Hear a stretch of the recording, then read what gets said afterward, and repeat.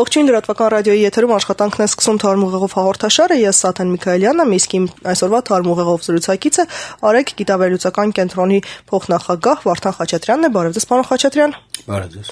Մեր նախորդ հանդիպումը նախընտրական շրջանում էր, տարեսկզբին էր ու այն ժամանակ ինչ որ սպասումների մասին էինք խոսում, փորձում էինք հասկանալ, թե այ ապրիլի 2-ից հետո որ զարթնեցինք, ինչ երկրում ենք զարթնելու։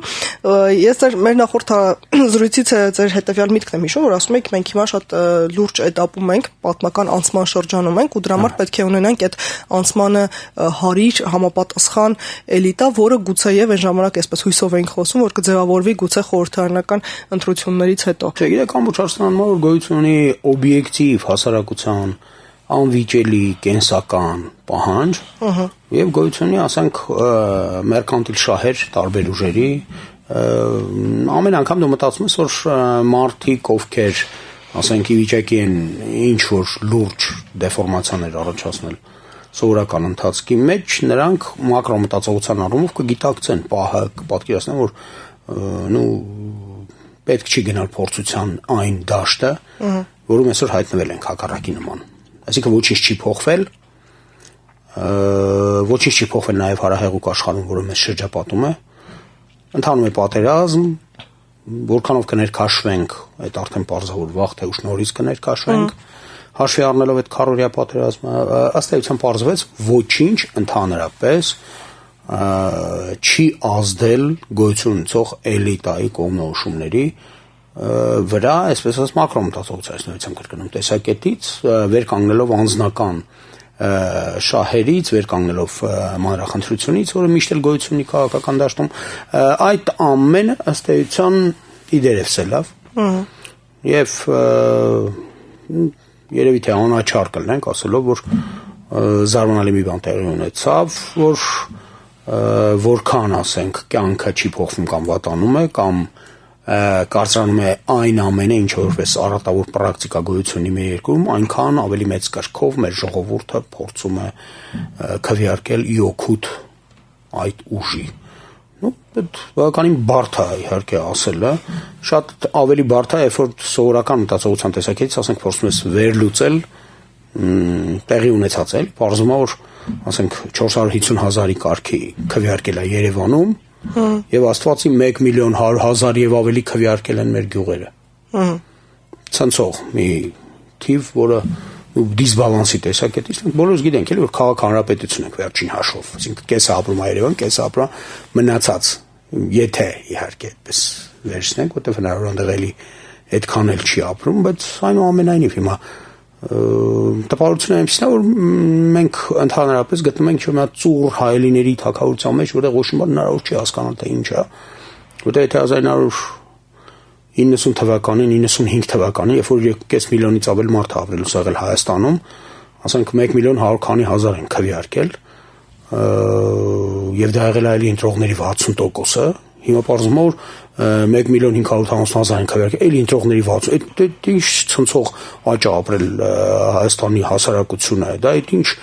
աներևակայելի թվերի մասին է խոսքը գնում, վերջապես որ ճանապարհով աճում է ժողովուրդը, մի հատ իմանանք էլի բիոլոգիական երկփեղկման ինչ է այդ կարող ապատիայի հանգարց սովորական ճանապարհով չեն աճում, էլի մեր մոտ էլի այդ ինչ բան է այդ անհասկանալի թվերը, այսինքն մենք բոլորս գիտենք, որ մեր բարեկամներից, հարևաններից, հարազատներից, մանկության ընկերներից, փողոցի ընկերներից, չգիտեմ տղաներից, որոնք քո հետ մեծացել են եւ այլն, կեսից ավելը գոյություն չունեն, արդեն գնացել են, մեկնել են արտի երկիր, եւ հանգարց մեր մոտ աճ, անընդհատ աճ եւ այսպիսի անհասկանալի թվեր դիսբալանսի տեսակետից, ասենք, ընդհանրապես անհասկանալի էլի, ասում են Երևանից կրկնակի եւ ավելի անգամ շատ քվեարկել են ընդհանրապես Երևանից դուրս էլի, դա դժվար մի պատկերացնելի է, եթե հաշվի առնենք, որ ընդհանրապես անկախ ձայների յուրօրինակ զետեղարանը քաղաքական կենտրոնը Երևանն է, եթե հաշվի առնենք, որ սա միլիոնանոց քաղաք է վերջին հաշվով, այդ եթե ընդհանրապես նաև հաշվի առնենք այն հանգամանքը, որ ընտրություններ ունեն ինչ-որ ժամանակ, որը պետք է տեղի ունենա, այսինքն ընտրությունը իրականացնելու համար միջին վիճակագրական հային անհրաժեշտ է 5 րոպեից ոչ պակաս։ Այս սխեմայով հա։ Չէ, 5 րոպե ես ասում եմ, որ ես եմ ընտրում։ Հա։ Մարդ, որը ինչ որ եւ տեղյակ է եւ գիտի եւ ինքը այն խնդիրը մեխանիզմը այնքան էին բարթացրել, որ այդ ասացին գրոպ են։ Հա, հիմա բարձվում է որ չէ 50 քանի վայրկյանում բոլորն ընտրել են։ Այ ախպեր դե լավ, մենե ասма բոլոր բաները չափորոշիչները խախտվեցին էլի, հիմա մարդկային պատկերացումները այդ նույնը ոնց որ հանգարտ հասկացությունների իմաստը սկսի փոխվել։ Մենք կորցնենք էլի կյանքի մասին մեր պատկերացումները։ Այս ճիշտ ասեմ համար բավականին անհասկանալի է, հատկապես հաշվի առնելով այն հանգամանքը, որ Հայաստանը կամենում ենք թե չէ մտնում է ինչ-որ նոր փորձությունների դաշտ։ Հիմա այս փորձությունների դաշտը պակաս վտանգավոր չի լինելու կամ ինչ այս։ Երևի թե ավելի վտանգավոր է լինելու, որովհետև 1001 գործընթացներ նորից խառնվել են, ոչինչ չի թուլանում։ Այսինքն ըստ էության պատերազմը սկսվել է համաշխարհային պատերազմ, եթե որ փորձենք պատկերացնենք, սկսվել է լրատվական պատերազմից, վերածվել ֆինանսական պատերազմի, արդյունաբերական ու արտադրական պատերազմների, այսպես կոչված տաք պատերազմների, որոնք պերիֆերիկ շրջաններում են ընթանում եւ կենտրոնական գործող ուժերը փաստորեն միմյանց հետ ուղղակի առճակատման առայժմ չեն հասել, բայց ամբողջ հարցնան որ բոլոր մեր պատկերած ալիքները, որոնք բարձացել են, հասել են երմանկետի, ոչ մեկը նրանցից ցած չի իջել։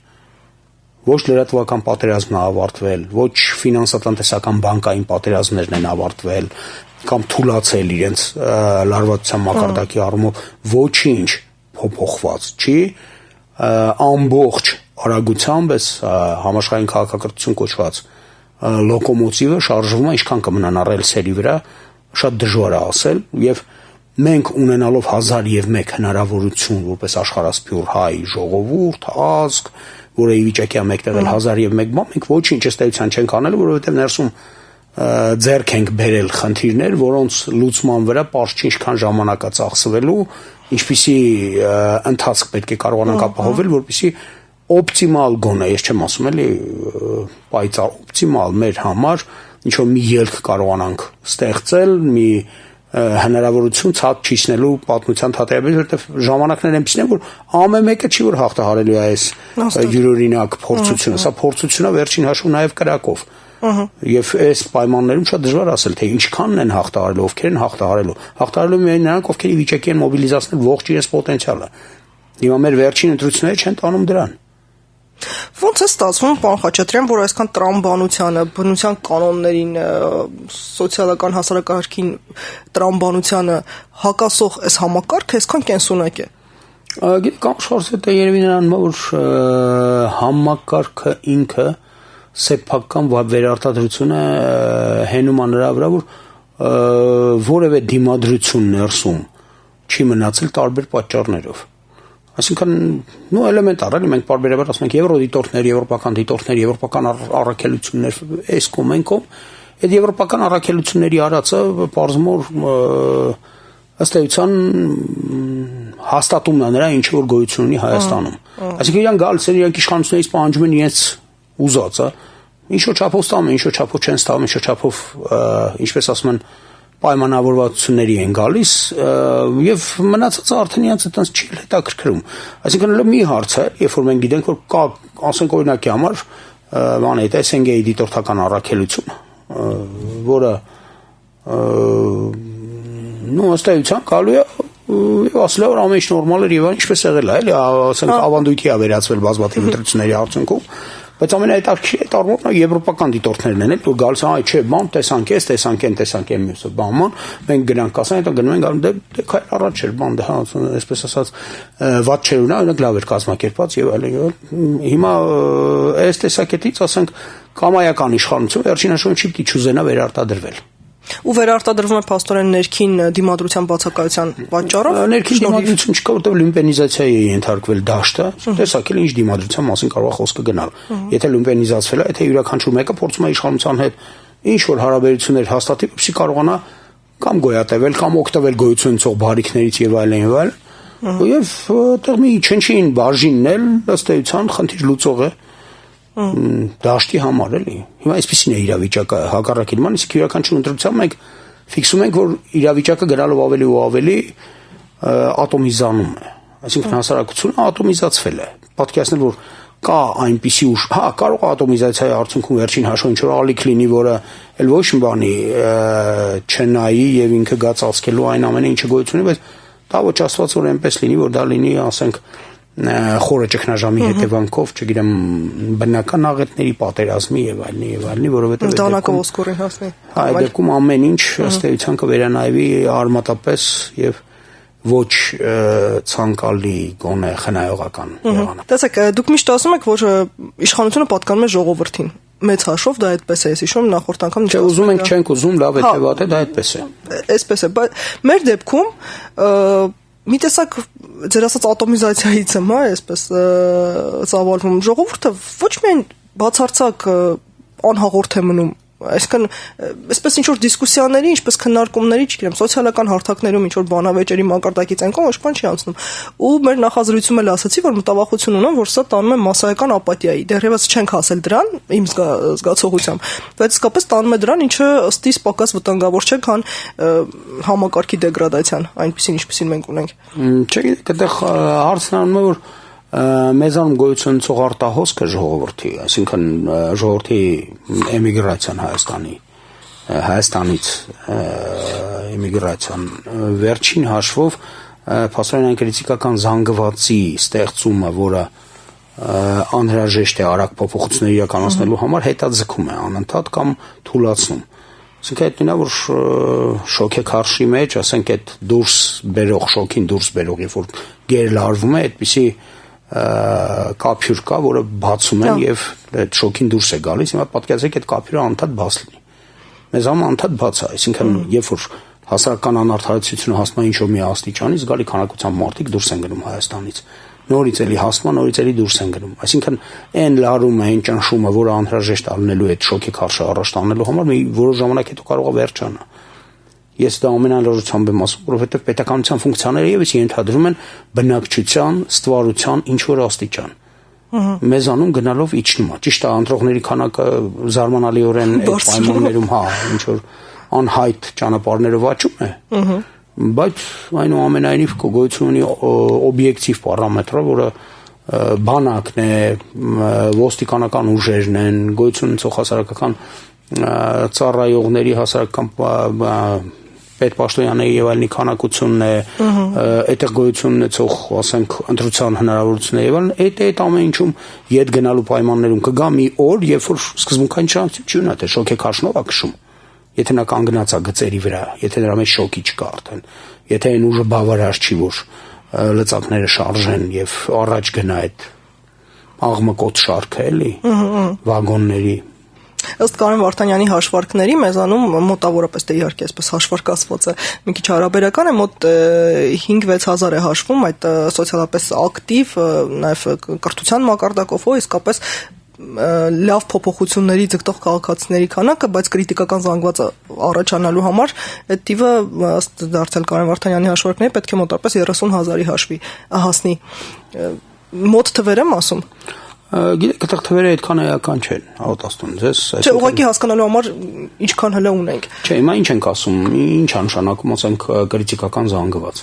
Քրիտիկական զանգվածը դա այն զանգվածն է, որը երբ որ կանգնեց, իշխանությունը աշխատում է դեֆորմացվի այնպես, որ նրան չդեֆորմացնեն, որովհետև այդ կանգնած զանգվածը ի վիճակի է կամայական դեֆորմացիայի բերել։ Հիմա դա է քրիտիկական զանգվածը եւ ոչ թե այն, որ ինչ-որ կատալիզատոր կարող է հանդիսանա, այդ ձեր ասածը կատալիզատորն է ավելի հավանական, որ 5-6 հազար մարդ է, ու ընդհանրապես իմ փորձից sense ասենք 30,000 մարդն է փողոց դուրս եկած, որ արդեն ոստիկանության համար շատ լուրջ խնդիր է, նրանց հետ աշխատում են հարմարվել, աշխատում են, բայց ոչ թե ինչ-որ 300-500 հազար մարդու հետ, էլի։ Իսկ ինչ վերաբերում է քրիտիկական զանգվածին իրականում, դա այն զանգվածն է, որին հետ տանել հնարավոր չի, նա հետ կտանի ում ուզես, դրանից ելնելով, ասենք, աշխատում են հարմարվել այնպես, որ, ասենք, այդ զանգվածը չշարժվի ամեն գնով իրականացնելու են փոփոխությունները, որոնք օդում ցավառնում են արդեն։ Այսինքն դա այդպես չի, էլի, որ ինչ-որ մի քանի հազար մարդու մեջ կա ու վերջ, չէ, այդ ամենը պետք է օդում շրջաբերվի։ Մեր մոտ օդում շրջաբերվում է արդեն կարելի է ասել ինչ որ չափով, թե երբ կհասնի դա այն մակարդակին, ինչպիսի խթա է, այդ խթանի հարցն է, էլի, որ ես չէի ցանկանա, որ խթանը լիներ այնպիսին, որ հասարակական տեկտոնիկ փոփոխությունների բերեր։ Ծայրահեղության գնանք, ծայրահեղությունները չդրսևորվեին, ասենք, անիշխանական հատվածով չանցներ Հայաստանը, որովհետև հավատացնում եմ ձեզ,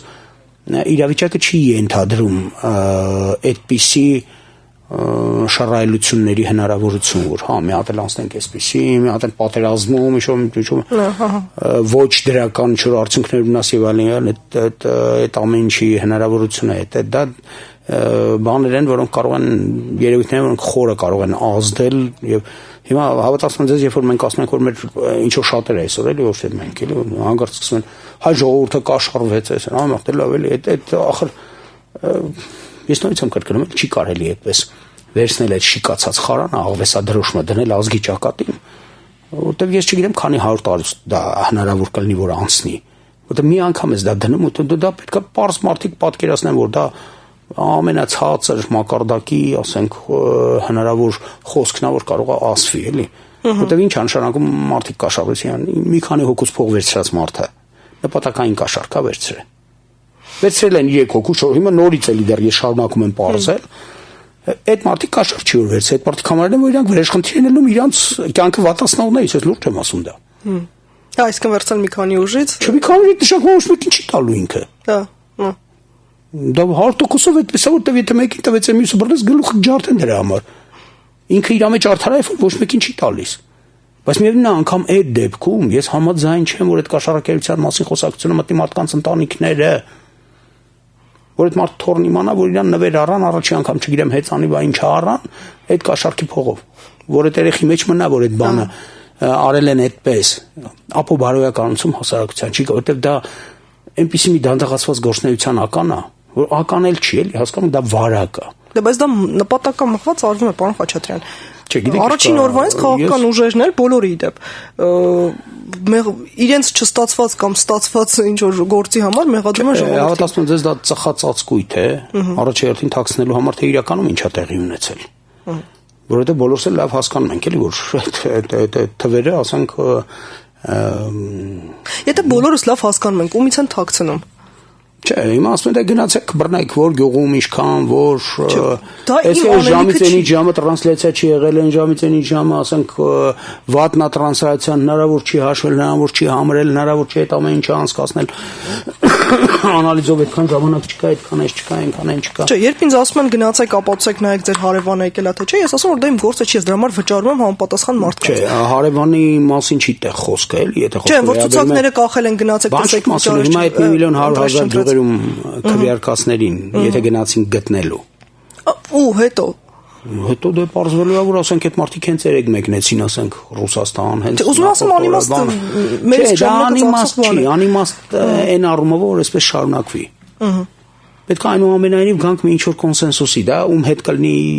այդ ուրիշ հարց է, բայց այնուամենայնիվ ազգային կոնսենսուս է պետք, որ այս ամեն ինչի թարգ տալ, որ վերջին հաշվով չկանգնենք կոտրաստ աշտակի առաջ, հետո էլ մտածենք, թե բայց ինչի սենց եղավ։ Դե սենց եղավ, որովհետև սենց վարվեցինք հիմա։ Ոչ մեկը թող չբողոքի կուրությունից էլի, եթե սեփական մատերով աչքերը հանել։ Այդ վեդաներից է այդ խոսքը։ Լավ էր ասված։ Տեսեք, պարոն Խաչատրյան, համաձայն եք արդյոք, որ պետականաշինությունը պետք է նախ ըստ ձեզ պետականաշինությունը ինչից պետք է սկսել ու արդյոք դա քաղաքացու տեսլականից է։ Դա հասարակական արդարացիությունից։ Որովհետև այսպիսի իրավիճակում երկրի պաշտպանության միակ գրավականը հանդիսանում է նրա արդարացիությունը իր քաղաքացիների հանդեպ։ Պետական մեխանիզմների գոյություն ունեցող իշխանության արդարացիությունը միակ գրավականն է, որ երկիրը կլինի պաշտպանված։ Հակառակ դեպքում դու կարող եք կառուցել ինչ ասեք, պարիսպներ ու թնդանոթներ բերել դնել, այդ երկիրը ի վիճակի չի իրեն պաշտպանել, որովհետև այդ քաղաքացիների սերը իրենց հայրենիքի հանդեպ միշտ կարող է իջնել այն աստիճանի, որ հայրենիքը պաշտպանված չլինի։ Իսկ պաշտպանելու միակ հնարավորությունը դա է։ Այնպես որ յուրաքանչյուր պետականություն այնքան է երկար տևում, որքան նրանում պարբերաբար փոխվող կամ երկար ժամանակ չփոխվող իշխանությունը ի վիճակի է լինում արդարացիություն հաստատել։ Այսինքն մենք հիմա մեր հույսը դնում ենք, որ այս մեր քաղաքական էլիտան ինչ որ պայի պետք է գաղափարապես հասունանա, փոխվի նոր գաղափարներ գեներացնի, հա։ Գիտեք, երբ որ մենք ասում ենք մեր հույսը դնում ենք, հույսը վշտերի քույրն է հավատարիմ միշտ, որպես այդպեսին, բայց դե այսպեսին է, էլի։ Եթե ծայրահեղություններ չենք ուզում այս միշտ ցանկալի է, որ ծայրահեղություններ չնեն, միշտ ցանկալի է, որ մարդկանց չայցելի են միտքը, էլի, ինչ որ ամեն անգամ այցելում է հեղափոխականներին, որ 10 հոգու բերում մորթում են հրապարակում, ամեն ինչ լավանում է։ Հետո պարզվում է 10 հոգով չի վերջանում, հետո պարզվում է, որ մի 200 հոգու մորթ են, վերջին շատ ավելի վատ վերակենում մառատը եւ հայտարարում է, որ 100,000 ազնվականի կտրված գլուխ, ահա Ֆրանսիայի փրկությունը։ Հետո իշտում ասում են ախպեր, դա ի՞նչ դաժան բան ասի, 3-ից ոնց ասում է 300,000 է։ Դե վերեք Բարթամ մի հատ էլ հայտարարում է 300,000 կտրված, որ պարզ լինի էլի, որ ոչ մեկը ողջ չի մնալու, այնտեղ մեկ էլ վերակենում ասենք դա Անտոնը շատ ինք տիպիկ օրինակ է, այլ դա Անտոնը վերակենում ասում մենք չենք էլ մորթում ենք այդ ազնվականներին, բանն այդ դա ապագան նրանց համար տեղ չի թողել ուղղակի։ Մենք չենք մեղավոր, ժամանակն է մեղավոր, ապագան նրանց համար տեղ չունի։ Դա որ մենք հիմա պետքա վերացնենք այդ հոգևորականներին, չգիտեմ, ազնվականներին։ Չէ, մեզ այդ ճանապարհը պետք չէ։ Տեսեք, այ ասում եք աշխարհաքաղաքական իրադարձություններից, այն որ մենք էլ ուզած չուզած, հա, պետք է դրան ինչ որ ձև հաղորդակից լինենք։ Մեզ չեն հարցնում, մենք ուզում ենք թե չէ։ Մենք մեզներ ենք հաշում այդ ամեն ինչի մեջ, անկախ բայց մենք ոչ պատրաստվում ենք, ոչ դրան առանձնապես ինչ որ այսպես մենք մեր կենսագործունեության մեջ կամ խոսում ենք անցյալից կամ խոսում ենք վաղվա մասին ու երբեք մեր գործողությունների համար ելման կետ չենք դնում այսօրվա իրականությունը, այն ինչ որ կա։ Գիտեք, այսօր հնարավոր է ինչ որ քայլեր ձեռք են առնվում։ Հնարավոր է ինչ որ զինատեսակներ ունենք, որոնք ախր խոսքը մենակ զինված բանի մասին չի, դուք ճիշտ եք որ խոսքը մենակ զենքի ու զինատեսակների մասին չի։ Իսկ հասարակության մոբիլիզացման աստիճանը, որը միակ խարիսխն է, որ այդ փոթորկի մեջ պահելու է նավը լողալով, այսինքն մնալու է այդ նավը ջրի մակերևույթին։ Այդ ուր է այդ մոբիլիզացիան։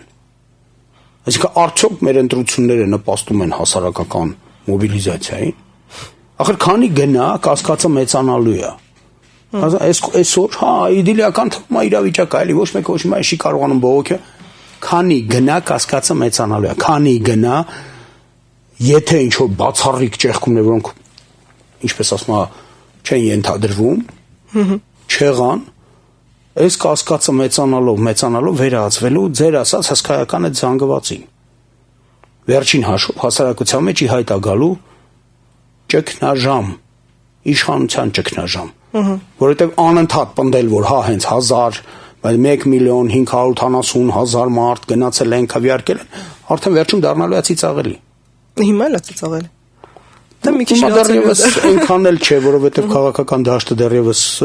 չի արձագանքում։ Այն մակարդակի վրա ինչ որ պետք է արձագանքեր ընդհանրապես։ Չեմ կարող ասել, երևի թե ինչ որ սպասելիքներ միգուցե ունեն, որը իմ համար դժվար ընկալելի են։ Մենք այս ամեն ինչով ինչ որ խոսում ենք, հա, մեր հասարակության այս կառուցվածքով, այս մեր գաղափարներով, այն ինչով մենք ապրում ենք, մեր առօրյան ենք կառուցում, այս քաղաքական էլիտայով մենք համապատասխանում ենք 21-րդ դարին, այսինքն ինչքանով ենք մենք լուծում խնդիրներ, որոնք պետք է լուծվեր հենց այս դարում։ Իսկն երբ 4 կողմը տեսնեմ, լրիվ ուրիշ բաներ են աշխարհում կատարվում, մենք ինչ որ 4 կողմ տայմս տեսնում ես լավ չի գործը։ Հա, բայց գոնե խնդիրներ են լուծվում, որոնք այս պահի պահանջ են։ Ու ամեն մեկը փորձում է յուրովի լուծել, օրինակ մեր հարևան Թուրքիան փորձում է իր տարբերակով լուծել իր խնդիրները, բերել ինչ որ մի նոր կարգավիճակի իր երկիրը, ինչքանով կհաջողվի, ինչքանով չի, էլի բարդ հարց է, ինչքանով ներքին խնդիրները կհաջողվի հաղթահարել այդ երկրում, էլի հնարավոր չի ասել այսօր 100%-ով։ Քարն էլ իրենց գլուխը մենք որ դա։ Մեր հարևան Վրաստանը ուրիշ վիճակում է, օրինակի համար, այստեղ էլ ասենք հայտարարում են, որ երկրի 30%-ը տարել է Թուրքիան, հələ արդեն մոռացել են, որ ինչ որ մի մասն էլ միացել է Ռուսաստանի երկրի բանը, մեզ ասում են չէ 30%-ն էլ տարել է Թուրքիան, արդեն թուրքերը բնակեցված այս կողմենքում, սրանք էլ փորձում են հաղթահարել արտասահմանի վրա հենվելով եվրոպական վիզաների, ասենք, ազատ ռեժիմ ունենալով եւ այլնով, բայց հավատացնում եմ ձեզ, իմ համար ցավը գալիս է ամենամեծ ցավը, նա է, որ ամենամեծ հնարավորությունները ունենալով մենք ոչինչ չենք անում։ Այսինքն դրանցից ոչ մեկը, ոչ Թուրքիան, ոչ Վրաստանը, ոչ հարևան Ադրբեջանը, ոչ իսկ Ռուսաստանը էլի այն հնարավորությունները արագ մոբիլիզացիայի, ինչը ունի հայ ժողովուրդը աշխարհասփյուռ, չունի։ Մենք հաղթահարելու համար գոյություն ցող պատմական պահը օժտված ենք բոլոր հնարավորություններով եւ առաջին հերթին գիտելիքի հնարավորություններով։ Եզակի ազգ, որը չկա մասնագիտություն, որի առաջնակարգ ներկայացուցիչներից մեկը աշխարհով մեկ չլինի այս ազգի ներկայացուցիչը։ Չկա այդպիսի բան ուղղակի։ Դե մի հատ ուրիշին էլ ցույց տվեք, որ այտենց է ազգերից։ Այստեղ երևի մի քիչ ձեզ հետ կբանավիճեին հրեաները, Հրեաները չեն կարող բանավիճել, նրանք կատարող, այսպես ասած, կոմբինատորիկայով զբաղվողներ բան շատ ունեն, բայց մասնագիտությունների առումով օրինակ համար ասենք հայ ֆիզիկոսներ են աշխատում հրեական ֆիզիկայի կենտրոններում։ Ոսի մոտավոր պատկերացնելի լինի, թե ինչ տարբերություն կա, էլի, այդ առումով։ Հա դուք կարող եք գտնել, ասենք, հրեական կոմպոզիտորներ 1-2 հատ, բայց կարող եք գտնել, ասենք, 6000 հատ ջութակահար խոշոր հրեա։ Այդ ազգին էլ յուրահատուկ է այդ կատարողականության աստիճանը։ Դրանց պետք չի նայել դարձնել ինչ-որ այսպեսին էմսին, չէ, նրանց յուրահատուկ է դա։ Հիմա մեզ յուրահատուկ է էության հանդեպ վերաբերմունքը ամեն ինչի հային։ Դա յուրահատուկ է։ Մեր հարևան վրացին ավելի մեծ տեղատալիս ձևին։ Հիմա լավ է, վատ է, ինչ այդ ուրիշ հարց է արդեն։ Ամեն մեկը ունի իր ճաշակը, ամեն մեկը ունի իր մոտեցումները։ Դա իրենց կոմֆորտ է, ուրեմն լավ է։ Չէ, իրենց լավ է, տենց իրենց լավ է, տենց մի խնդիր չկա։ Հասկանա, որ մենք մեզ կոմֆորտ չենք։ Հա գնում ես տեսնես շոր հսկա խաչը դրած է բան, անցած տարի գոնյոյում էի, բան ուղափառ խաչը, բան զոդած բաներից, այդ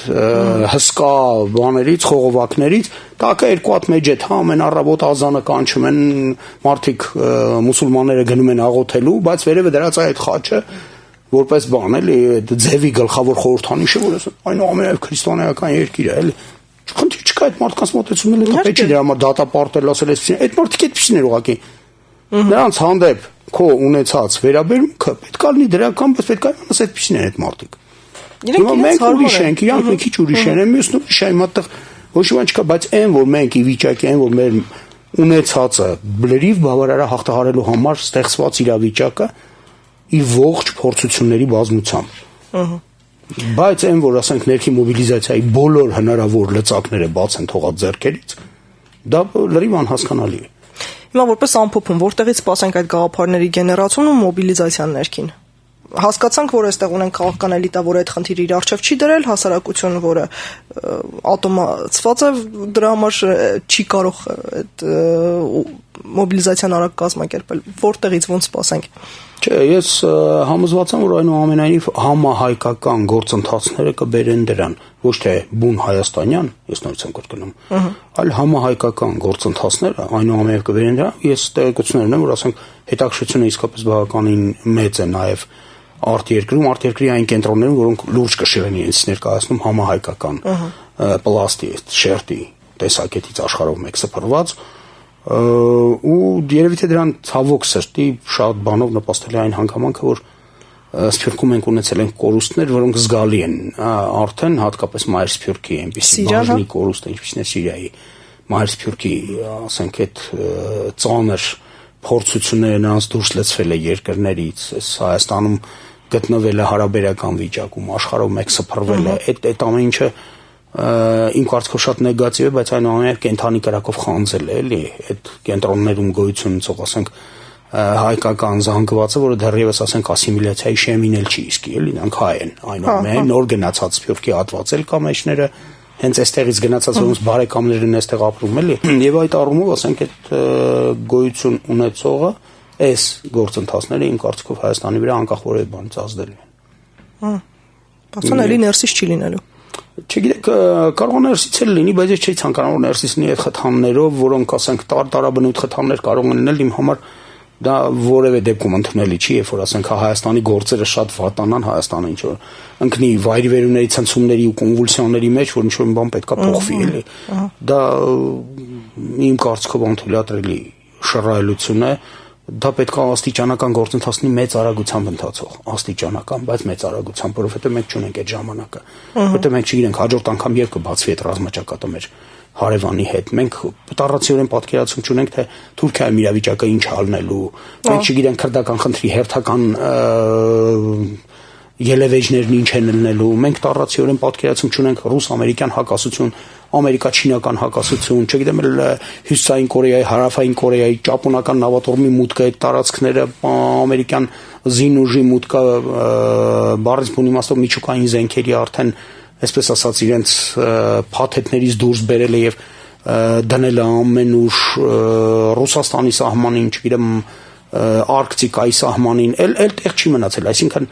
ամեն ինչը լարվում է գնալով եւ ցավոք սրտի չի իջնում ոչինչի լարում։ Եվրոպայում մի վիճակ չի։ Չմենք Եվրոպայում ինչ վիճակ է, Եվրոպայում երբ որ նայում ենք, ասենք Ֆրանսիայում ինչ վիճակ է, Անգլիայում ինչ վիճակ է, վերջի անգամ երբ եմ ես հիշում այդպիսի Ֆրանսիա։ Ես երբեք հիշում այդպիսի Անգլիա, ես երբեք հիշում այդպիսի գավ, ես չեմ կարողանում հիշել այդպիսի բան։ Իմ համար արդեն անհասկանալի է սկսում դառնալ, որովհետև նրանցից յուրաքանչյուր մեկը հայտնվել է ինչ որ սեփական հորձանուտում, էլի, ու անընդհատ փորձում է ինչ որ մի կերպ մի բան անել, ինչ որ Ֆրանսիայում պրեզիդենտ պետք է ընտրվի մեկը, որը հայտարարում է ֆրանսիական մշակույթ չկա, այլևս դա պատմության գործն է, այլ մի հիշեք այդ մասին։ Ֆրանսիայի մշակույթը այնա ինչ որ հիմիկվանից կգնա արդեն ոչ թե ֆրանսիացիների, որ դուք պատկերացնում եք էթնիկական, այլ ընդհանրապես գոյություն ունեցողների եւ այլն։ Եվ պատկերացնել որ Հայաստան որևէ մեկը կարող է հանկարծ այսպիսի բաներ ասի, այդ խավլիցի էլ, այդ ուրեմն պետք է մենք համարենք, որ այս մարդը բացարձակ են բանի ասած, փողոցի լեզվով ասած ծնգցրել է Աստված, էլ չկա, ուղղակ չկա վրան։ Բայց չէ, այնտեղ ասում, այնտեղ մարդիկ ողջունում են դա, ինչ որ ծափահարում են, են անում, են անում, իմ համար անհասկանալի է, էլի, որ կարելի է հրաժարվել Բալզակից, կարելի է հրաժարվել Հյուգոից, Ստենդալից, չէ՞։ Իմ համար այդ ամենը բավական բարդ է պատկերացնել, որովհետև դե այդ մարդկանց ինքնությունը դրանից է գալի, ախր չի գալի նրանից, թե այսօր Ֆրանսիայի որևէ շուկայում որևէ մեկը կանգնած ինչ-որ բան է ծախում։ Եվ պարզ չի որտեղից է, էլի, այդ Աֆղանստանից է, Հյուսիսային Աֆրիկայից է, Հարավային Աֆրիկա որտեղից է, այդ կապ չունի։ Բայց Ֆրանսիան վերջը Բալզակն է, Հյուգոն է, թե Ֆրանսիան ընդհանրապես հետո որտեղ կանգնած է, էլի, այդ է։ Չես բան չեմ ասել, որ մարդիկ թող ապրեն, թող ազատ ապրեն, թող իրենց մշակութային ինքնությունը պաշտպանեն Ֆրանսիայում ինչ որ դրված ծրագրերով, բանվեսով են ու այդ խնդիր չկա։ Բայց հիմա մեկը գա ասի, հայկական մշակութային շերտը վերացավ, էլ չկա դրանից հետո։ Ինչ կա, չկա, չէ՞ սրանից հետո ինչ որ կա, այն մնացածը պատմության հարց է։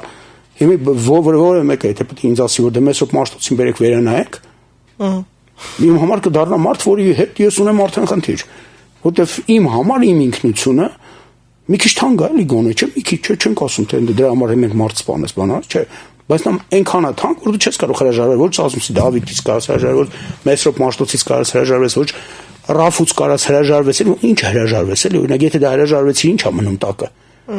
Դեռ կտեսնենք Ֆրանսիայում ավելի շատ այդպես են մտածում, թե մյուս ծայրահեղությունը։ Բան կա, էլի հին արևելյան խոսքը շատ ճշգրիտ էլ են, որ ասում որդին բարբերաբար անում է չարիք։ Եվ հայրը ասում է՝ մի արա, մեղքեր մի գործիր։ Տեսնելով որ չի ստացվում, բերում տախտակը մեխում է տան պատին, ասում է որ ամեն մեղքից հետո մի հատ մեղի մեջ է։ Ամեն մեղքը գործելուց հետո այս տղան մի հատ մեղ է մեխում, դե հայրը մանում գնում, այս շարունակում է մեղքեր գործելը, վերջը այս տախտակի ամբողջ մակերևույթը մեղերով որ ծածկվում, հիշում է հորը, որոշում է որ արդեն բարի գործեր անելով հանի էլի այդ մեղերը, որտեվ հայրն էր ժամանակին ասում ինքը բերեց մեղեց բան ու ասեց որ սա քո հոգին է։ Ինքը հանում է 1, 2, n մինչև վերջի մեղը, որ հանում է տեսնում որ տախտակը չկա։ Անկամ այն բանից հետո որ ինքը այդքան բարի գործեր արեց, իր հոգին այլևս հնարավոր չի վերականգնել։ Չկա, գոյություն չունի։ Լավ առակեր։ Հուսամ, որ իսկապես մեր օրակարգում այսպիսի կարևոր հարցեր կդրվեն, ոչ թե մենք ինչ որ շատ չնչին կենցաղային բաների մասին, այսպես խոսենք ու կլսենք մեր քաղաքական էլիտայից։ Իսկապես օրակարգային հարցեր, որոնք կարևոր են եւ իհարկե ներքին խնդիրների համար եւ իհարկե արտաքինը, որը չմոռանանք։ Սխալ խնդիրների մասին ենք մտածում, սխալ բաներ ենք մեր օրակարգում դարսել ու քննարկում ու վերլուծում ու փորձում լուծումներ գտնել։ Կենցաղային բամբասանքները մենակ կան մարդկանց բթացնեն, էլի։ Այլևս չզգաս, էլի ոչինչ։ Այդ նույնը ոնց որ իմ ընկերներից մեկին ես վերջերս համոզել եմ որ թողնի ծխելը։ Թողել է ծխել, ասում եմ, լսի, ես չէի պատկերացնում, որ կան հոտեր, որոնք մանկությանս ժամանակ զգացել եմ ու հանկարծ հիմա նորից կզգամ։ Այն որ ծխել եմ, այդ հոտերը զգալու հնարավորությունն էլ է վերացել։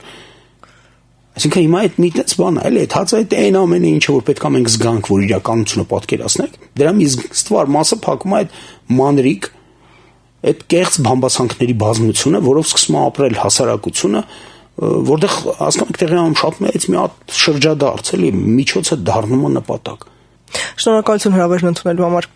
Շնորհակալ եմ։ Այսքան էր հարգելի ռադիոլսողներ ու ռադիոդիտողներ, թարմ ուղիղով հաղորդաշարի այս թողարկմանը հիշեցնեմ, որ տաղավարում հյուրընկալել էի Արեգ գիտավերլուծական կենտրոնի փոխնախագահ Վարդան Խաչատրյանին։ Իսկ ես Աթեն Միքայելյանն եմ, կհանդիպենք հաջորդիվ։